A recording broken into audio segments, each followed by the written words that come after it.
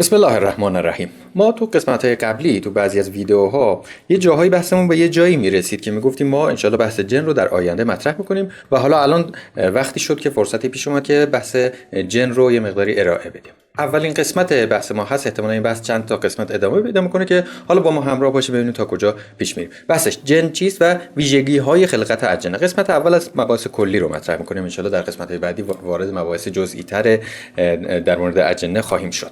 اول بحثش اینه که جن چیست. چند تا سوالاتی که معمولا برای ما مطرح میشه: آیا جامعه اجنه مثل انسان‌ها تو در حال پیشرفت هستن؟ آیا جامعه یعنی تکنولوژی دارن، انتخابات دارن، نمیدونم دعوا دارن، زد و خورد دارن، جنگ دارن، کفر دارن، دین دارن، یا این اختلافات رنگ و نژاد و اینا چی میخورن، نمیدونم چطوری به وجود اومدن، از کجا تا از کی بودن تا کی خواهند. این سوالات بسیار زیادی هست که تو این زمینه مطرح میشه که ما انشالله سعی میکنیم به همه اینها بپردازیم تو قسمت‌های بعدی انشالله. ولی خب الان فقط یک بحث پایه‌ای مطرح می‌کنه. واژه جن به معنای ماهیت، یعنی به ماهیت این موجود نظر داره، به معنای موجود پنهان هست. جنینم که تو شکم مادر هست بهش میگن جنین، چون موجود پنهان دیده نمیشه. یا مثلا جنات، به دلیل اینکه مثلا درختای در هم تنیده‌ای که پوشیده هست و پنهان هست، به این دلیل بهش میگن جنات.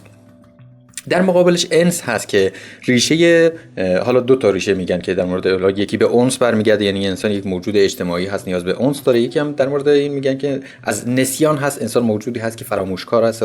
حالا خیلی به انس کار نداریم، بحث ما بیشتر درباره جن هست. پس جن یعنی یک موجود ناشناخته، موجودی که قرآن و روایت با عنوان جن ازش نام میبره که به عنوان موجود ناشناخته هست. در مورد نظر قرآن در مورد اجنه و اینا انشالله یک قسمت مفصل در مورد سوره جن بحث خواهیم کرد که انشالله اونجا بهش میرسیم. ولی خب الان داریم کلیاتی در مورد جن رو میگیم. بحث ویژگی‌های جن هست که چه ویژگی‌هایی داره. مثل انسان دو تا وجه مادی و ملکوتی داره، یعنی هم جن و هم انسان هم وجه مادی داره هم وجه ملکوتی داره.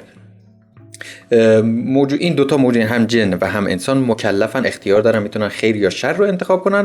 ولی موجودات دیگه مثل نبات و جماد و اینا تک ساحتی هستن، یا کاملا ملکوتی یا کاملا مادی. اما خب این رو نمیشه، همه موجودات خدا رو عبادت میکنن، همه موجودات زنده هستن، موجود مرده نداریم. حتی سنگ هم خدا رو عبادت میکنه و مرده نیست ولی خب جسمانیه. خب این حالا یه مثلا می‌خواستیم فقط از این اسلاید اینو می‌خوایم برداشت کنیم که بگیم اجنه هم وجه مادی داره هم وجه ملکوتی دارن و اجنه هم مثل انسان ها مکلفند و اختیار دارند. اما در مورد ماهیت ذات اجنه، خود قرآن می‌فرماید سوره هجر آیه 27: والجان خلقناه من قبل، می‌فرماید اولا قبل از انسان خلق شده، من نار سموم، دوما جنسش از آتش نافذ. آتش نافذ یعنی اشعه‌ای هست که نفوذ میکنه، مثلا همین الان گوشی، موبایل وقتی زنگ میزنه یک موجی ایجاد میشه که این موج وقتی میره، این موج از دیوار رد میشه، از در رد میشه، از شیشه رد میشه، از همه چیز رد میشه. جن هم جنسش اینجوریه. ببین این اشعه، مثلا این موبایلی که ما داریم صحبت میکنیم، اشعه‌ای که تولید میکنه اون اشعه مادیه.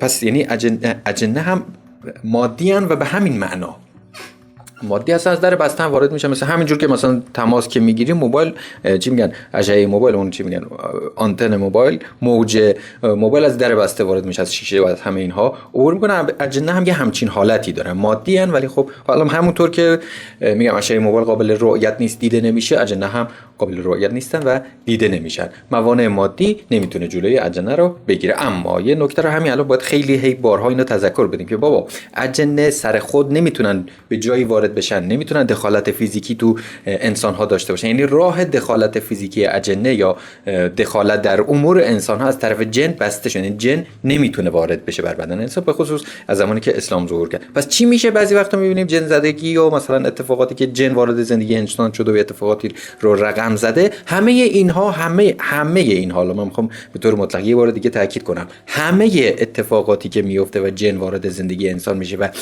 طلسم و سحر و جادو، همه اینها هم زیر مجموعه همین عنوان قرار میگیرن. همه اینها مال وقتیه که یک انسانی ابتدا رفته راه ورود اجنه رو باز کرده، بعد از اون اجنه وارد شدن و در زندگی اون تاثیرگذار بودن. به میزانی که انسان راه رو باز کرده، اجنه میتونن در زندگی انسان تاثیرگذار باشن که این رو مفصل، چون به موضوع کانال ما خیلی مربوط هست، مفصل ان شاءالله بعداً بحث خواهیم کرد بیشتر. خب حالا یکی از دیگه از کارهایی که اجنه میتونن بکنن اندیشه سازی هست، القای فکر به انسان هست. میتونن این کار رو انجام بدن، باز همون تفسیری که قبلا عرض کردیم، و به انسانی میتونن اندیشه سازی کنن یعنی فکر و اندیشه انسانی رو میتونن تحت تسلط بگیرن و واردش بشن که خود اون انسان قبلا راه نفوذ اونها رو باز کرده باشه.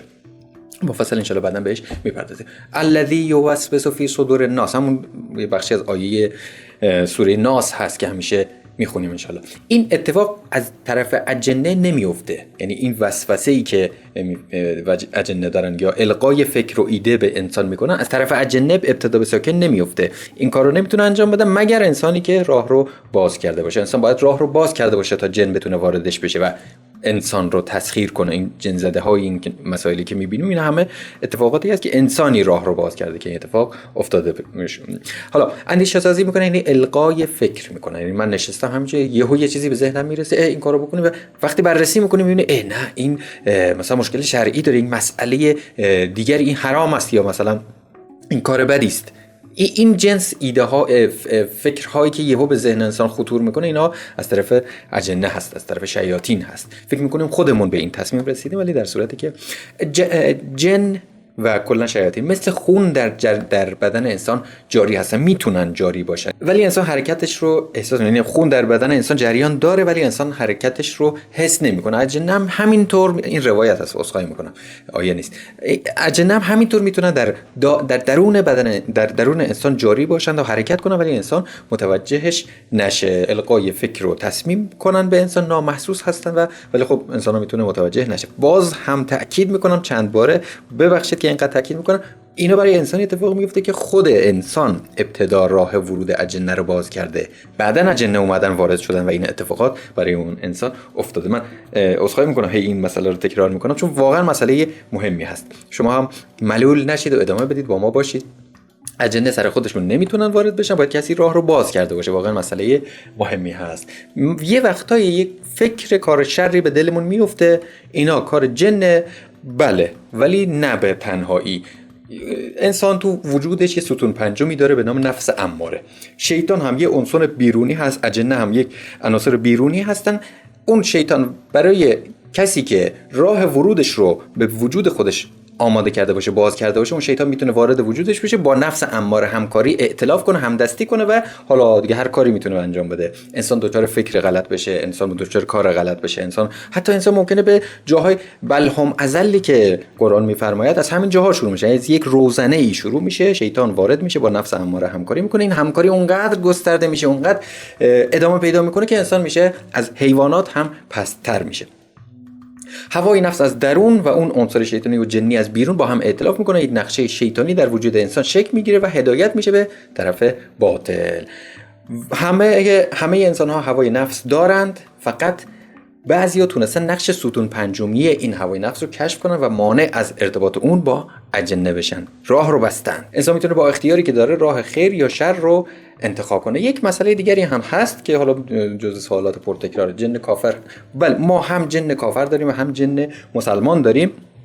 قرآن و روایت هم از هر دوی اینها اسم بردن، نام بردن و هر دو اینها رو معرفی کردن، ولی خب بیشتر اجنه کافر رو معرفی کردن. حالا چرا دلیلش رو حالا علما میگن جن مسلمان در طول نقش فرشتگان ایفای نقش میکنه، یعنی نقش مثبت داره ایفا میکنه، فرشتگان هم دارن نقش مثبت ایفا میکنن در زندگی انسان، مؤثر هستن. چون نوع فعالیت جن خوب و ملک یکسان هست، محصولش برای انسان یکی هست. قرآن و روایت میگن که بیشتر به نقش اجنه و شیطان کافر رو مطرح کردن که این شیطان کافر رهبری جریان شیطانی و جریان باطل از اول خلقت رو بر عهده داره. ولی یه مسئله دیگری هست که ماشاءالله در سوره جن بهش خواهیم رسید. سوره جن که اصلا یک سوره در قرآن در مورد اجنه هست، این سوره داستانی هست که از زبان خدا به پیامبر وحی میشه و در مورد اجنه مسلمان هست، اجنه‌ای که قرآن رو شنیدن و ایمان آوردن. اون داستان پس یعنی میگم قرآن روایت درسته نقش اجنه کافر مطرح شده، ولی اون سوره جن اجنه مسلمان رو مطرح میکنه. خب